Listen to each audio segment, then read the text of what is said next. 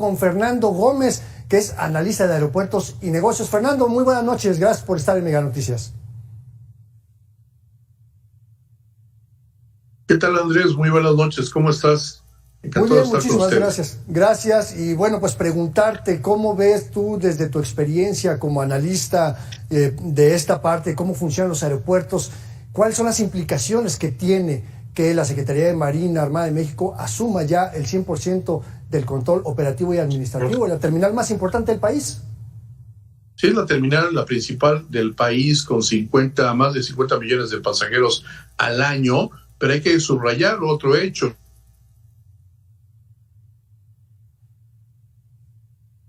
Hablando de 150 millones de personas al año, lo cual requiere, pues obviamente, como lo menciona el vicealmirante, mayores medidas de seguridad, para lo cual creo hace falta, aparte de la capacitación al personal de la Marina, también equipamiento, mayor equipamiento, y para eso se requieren recursos. Obviamente los recursos tendrá que conseguirlos el vicealmirante y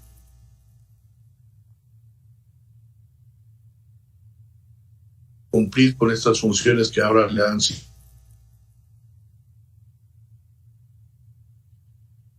Bueno, sin lugar a dudas, este es un tema que va a dar mucho que decir. Tenemos algunos pequeños problemas de comunicación con Fernando, pero vamos a intentar restablecerla para que podamos seguir platicando, porque efectivamente la primera percepción que muchas personas nos han comentado en las redes sociodigitales de aquí de Mega Noticias es si se va a militarizar o no la terminal aérea, aunque pues sí, la presencia de la Marina ha estado ya desde hace varios meses. Vamos a hacer una pequeña pausa. Quédese aquí en Reporte Ciudad de México. Bueno, recuperamos la comunicación con Fernando Gómez, experto en aeropuertos y negocios, y nos estabas platicando, Fernando, sobre tu visión de cómo ves en esta parte la capacitación del personal de la Secretaría de Marina para la administración, la correcta operación de la terminal aeroportuaria más importante del país. Sí, hace falta, mi estimado Andrés, que los elementos de la Marina, que ahora van a estar a cargo de la administración del aeropuerto y de la seguridad, pues obviamente tengan la suficiente capacitación en cuanto a trato y atención a los pasajeros. Pero te decía que no nada más son los 50 millones de pasajeros al año, sino son aproximadamente 150 millones de usuarios del aeropuerto capitalino que cada año se movilizan entre trabajadores, gente que va a hacer un trámite bancario, a cambiar dólares, a tener una comida de negocios, a hospedarse, a acompañar a su pasajero, a su familiar, los mariachis, el taxista, la gente que va por ellos, etcétera, etcétera. Todos los prestadores de servicio, gente trabajadora, tanto del aeropuerto como de otras instituciones públicas y privadas, pues tienen que ser atendidos y resguardados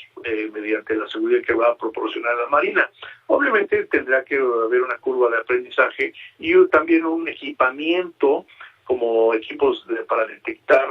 sólidos, líquidos, metales, etcétera, que tiene que haber en las terminales aeroportuarias como sucede en cualquier parte del mundo, y sobre todo los procedimientos para que se mejoren y haya menos tiempos de espera, porque precisamente uno de los problemas de imagen y de atención, no nada más, no quiero decir que sea de una sola autoridad, a veces tiene que ver con el área de migración, a veces con el área de aduanas, a veces con sanidad vegetal y animal, a veces con los taxistas, a veces con la aerolínea, a veces con la demora de vuelos o vuelos cancelados, va creando un efecto dominó que obviamente el vicealmirante Álvarez Cruz-Careño tiene presente y que hemos recomendado aquí en espacios anteriores, en colaboraciones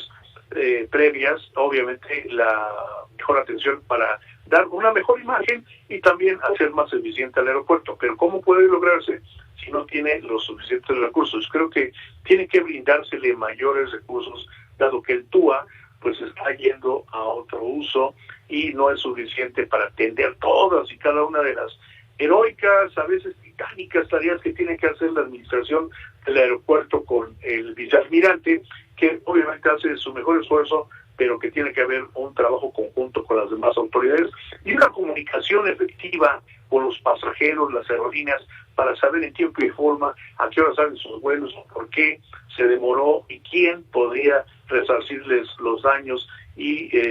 remediar las afectaciones que pudieran tener en ese servicio. Repito, dependen muchos usuarios y la movilización de una del turismo y de la economía a nivel nacional muy importante, la terminal más importante del país, que moviliza hasta el 40% de todo lo que se realiza a nivel nacional. Y justamente, Fernando, hablamos de que pues las Fuerzas Armadas no tienen cierto entrenamiento específico en la atención a clientes, ¿no? ¿Cómo le puede hacer a alguien que de repente su maleta no llegó, o que tiene que hacer una interconexión, o que requiere asistencia para alguna persona con discapacidad? Por solo poner algunos ejemplos, y a veces hemos visto que las Fuerzas Armadas pues han enfrentado muchos problemas en materia de derechos humanos. Entonces, digamos que la curva de aprendizaje pareciera que es mucho más larga de la que quisiéramos ver. Sí, los mandos militares por naturaleza tienen una formación mucho más estricta, mucho más vertical, acatan órdenes y no se mueven de ahí. Están entrenados para eso. De hecho, están entrenados para salvaguardar la seguridad nacional del país. Y mandarlos a un área de atención al público y máxime donde se concentra tal cantidad de personas y se movilizan por hora y por minuto tal cantidad de personas, pues requieren un adiestramiento y una capacitación que tomará su tiempo, porque no es tan pronto partirlo de la noche a la mañana, incluso para procedimientos de comunicación y de difusión de dónde está tal área o a dónde acudir o cómo se tienen que comportar, sobre todo la movilización de multitudes, o ya no digamos de emergencias, sino en el resguardo de las instalaciones y la seguridad, que sí, hacía falta reforzar la seguridad en muchas áreas, como ya lo mencionó el jefe del Ejecutivo en la mañanera, que era necesario por aquellos tráficos que habían registradose en materia de estupefacientes, de personas, de mercancías, de armamento, etcétera, etcétera, y era momento de que, como lo hicieron, entraran las fuerzas militares a resguardar estas instalaciones que son pues estratégicas, ¿no? Son punto neurálgico. Imagínate que cerrar el aeropuerto principal del país sería un caos. Por seguridad nacional tiene que ser así, tiene que estar bien resguardado, pero con la debida coordinación. Para eso hace falta adiestramiento, equipamiento y mucha sensibilidad, por decirlo menos. Y recursos suficientes, porque estamos hablando, como bien lo dices, Fernando, de instalaciones estratégicas. En cualquier parte del mundo, los aeropuertos son instalaciones estratégicas porque son puntos de entrada y salida de mercancías, de personas, pero también de contrabando, de tránsito ilegal de muchos productos. Y aquí también hablamos de la seguridad alrededor de la terminal aérea y de la manera en cómo debe de coordinarse la autoridad, la nueva administración del aeropuerto, con las autoridades del gobierno de la Ciudad de México, con las autoridades de las alcaldías de las zonas aledañas donde se encuentra y, por supuesto, con otras instancias federales. Sí, tiene que haber una correlación, una coordinación con los tres niveles de gobierno: el federal, el local, que es el gobierno de la ciudad, y las alcaldías y los municipios que circundan el actual aeropuerto capitalino. Y obviamente tiene que haber una coordinación entre esos cuatro elementos, pero sobre todo también para salvaguardar las instalaciones, no nada más del aeropuerto, sino de los alrededores y del espacio aéreo metropolitano, porque ya sucedió hace algunos años un accidente fatal por cuestiones de saturación del mismo aeropuerto, en el cual cayó una aeronave, un Learjet, y con fatales consecuencias allá por Lomas de Chapultepec, en el cual murieron varios funcionarios, pero que no pasó a mayores. Digo, lamentablemente fallecieron la tripulación y esos funcionarios, pero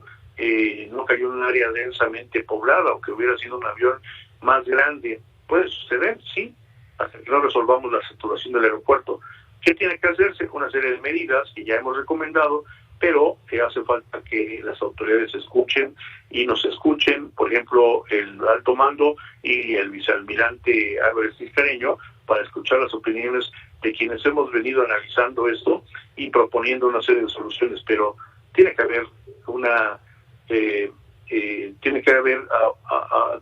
oídos atentos, abiertos a las recomendaciones que se han implementado en otros países y en otras experiencias en otros aeropuertos.